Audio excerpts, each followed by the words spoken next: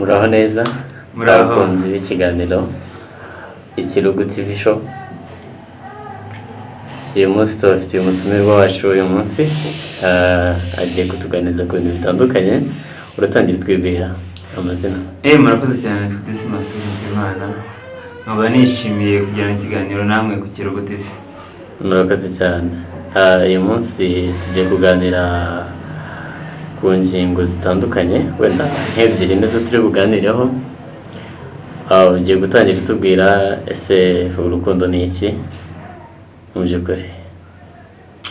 Mbaje ikibazo cyiza cyane, ariko biba bigoye ko umuntu wenda yasobanura urukundo icyo ari cyo, kuko hari abantu benshi nyine bagiye babivuga uko bishakiye, byagiye bibacanga.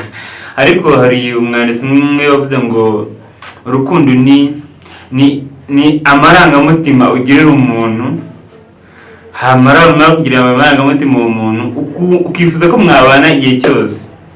Rero urwo rukundo ari igihe rukomeza cyangwa rwageragezwa. Rero ayo marangamutima nyine iyo abonye ikindi kintu kirushyigikira, nibyo bihinduka urukundo rw'iteka cyangwa internal love, ariko mbivuga.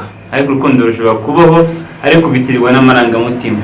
Just n'amarangamutima ugira umuntu, niko nakakubwira neza. Yego, urakoze cyane. Wenda nka wagize amahirwe ujya mu rukundo, urashaka ukora mariage bigenda neza, hanyuma se witegereje mino minsi, kubera iki bakunze kuvuga yuko ngo urukundo rurimo imibare rutarimo imibare? Ese bigenda bite iyo urukundo rwagiyemo imibare, cyangwa se iyo ntayo washyizemo? Ni izihe impact bishobora gutanga mu ubwo buryo?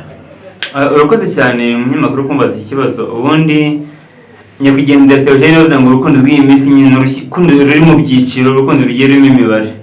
Rero urareba umuntu ukamubara tu, ukaba ati uyu nguyu afite address, like umuntu afite address, afite akazi, afite imodoka, yarubatse.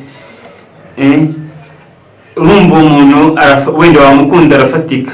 Kimwe nuko ryo ushobora kureba umuntu ukabona nta kintu afite, ukaba se nsanga uwo muntu afite ikintu afite, ugahitamo kuba wasanga uwo muntu ufite ikintu afite. Hanyuma ushobora no kutamukunda ariko kubera ikintu afite bigatuma umukunda. Niyo mpamvu rero urukundo ruba rurimo imibare myinshi.